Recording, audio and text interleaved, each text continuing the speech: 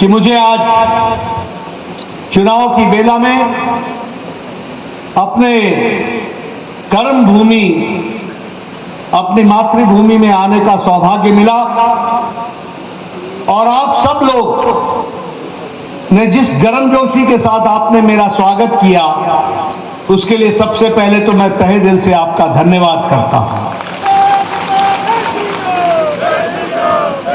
मित्रों, मैं जब यहां आया हूं तो सबसे पहले तो मां नैना देवी को नमन करता हूं और नार सिंह बजिए का आशीर्वाद लेकर के अपनी बात को प्रारंभ करता हूं।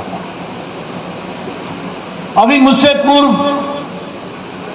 हमारे वक्ताओं ने बहुत ही अच्छे तरीके से आपके सामने देश की और प्रदेश की और इलाके की तस्वीर खींची है और उन्होंने आपको बताने का प्रयास किया कि भारतीय जनता पार्टी के कार्यकर्ता, कर्मठ कार्यकर्ता, लाखों कार्यकर्ता किस तरीके से चुनाव की बेला में, इस गर्मी में, इस तपिश में दिन रात एक करके घर घर जाकर माताओं का आशीर्वाद, बुजुर्गों का आशीर्वाद, नौजवानों का साथ लेने के साथ साथ चुनाव की बेला में आगे बढ़ने का काम कर रहे हैं। मैं आप लोगों से एक बात जरूर कहना चाहता हूं कि हम सब लोग बहुत ही खुशनसीब हैं, बहुत ही खुशनसीब।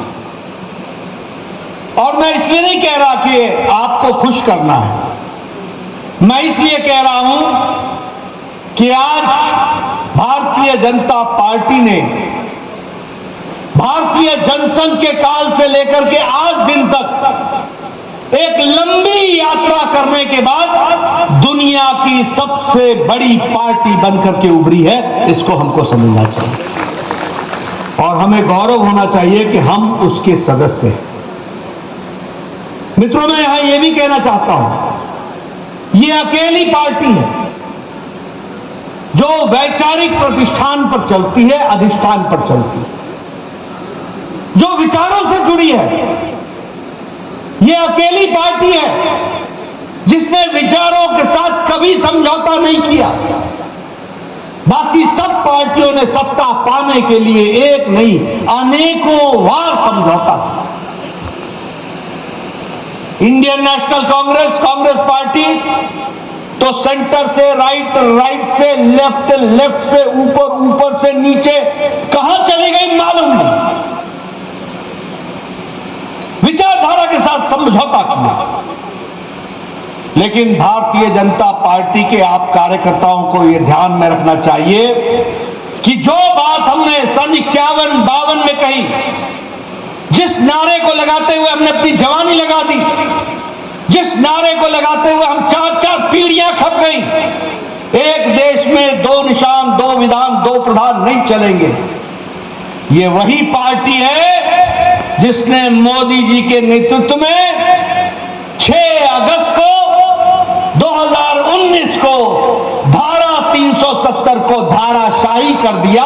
इस बात को भी हमको ध्यान में रखना चाहिए। सन 51-52-53 में हमारे श्यामा प्रसाद मुखर्जी ने बलिदान दिया। 4-4 पीढ़ियां, 5-5 पीढ़ियां खप गई।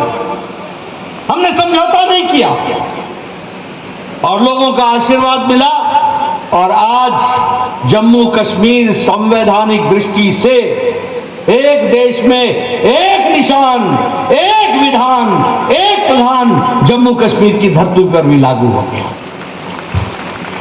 मित्रों, मुझे याद है कि सन 86 में, सन 87 में पालमपुर में, हिमाचल में भारतीय जनता पार्टी ने कहा कि हम राम मंदिर का रास्ता प्रशस्त करेंगे।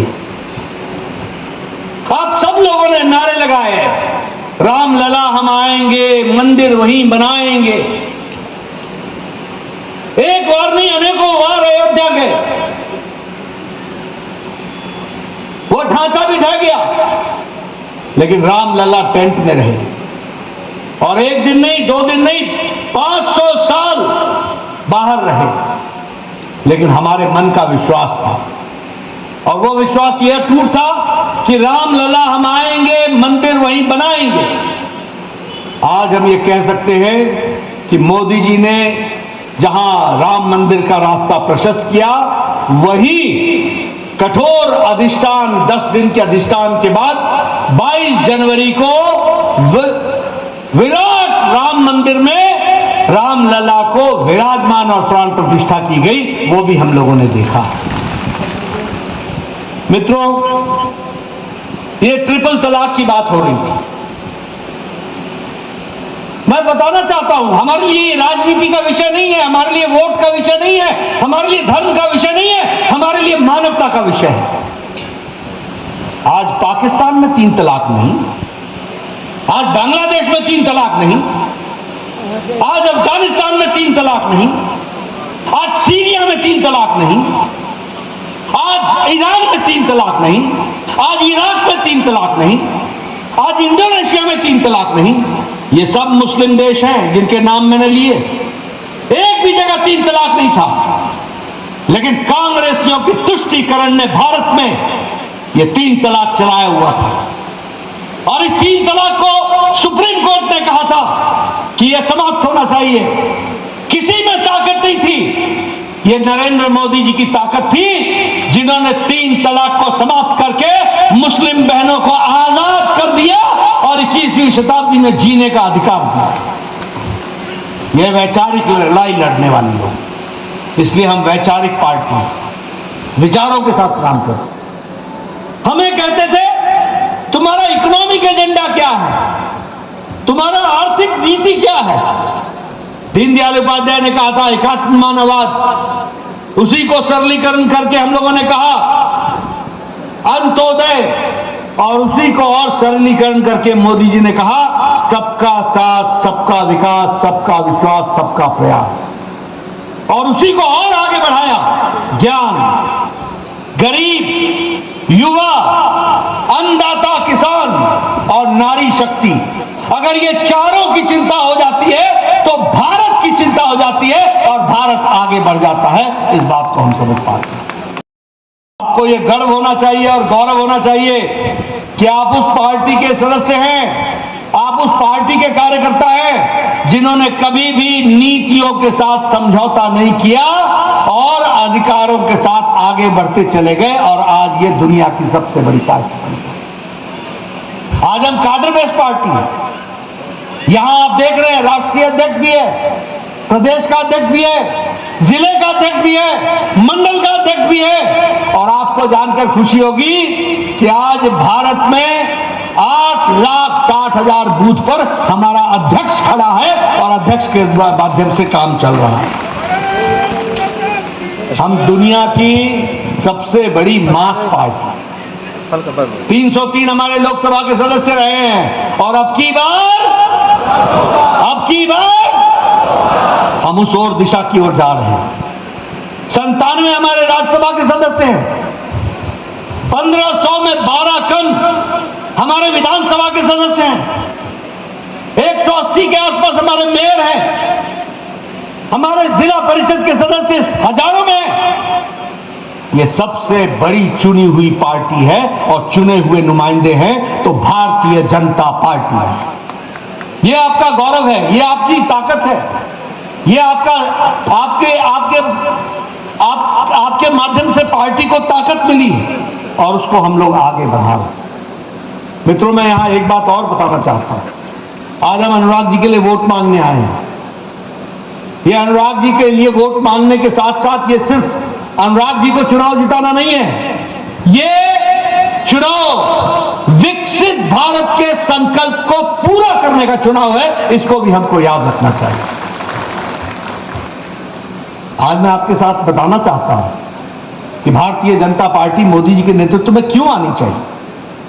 आप बताइए, कोरोना की मार पड़ी, आप बताइए यूक्रेन का युद्ध चला, अमेरिका की अर्थव्यवस्था लड़खड़ा गई, यूरोप की अर्थव्यवस्था लड़खड़ा गई, चाइना की अर्थव्यवस्था लड़खड़ा गई, रशिया की अर्थव्यवस्था लड़खड़ा गई, जापान की अर्थव्यवस्था लड़खड़ा गई, ऑस्ट्रेलिया की लड़खड़ा गई।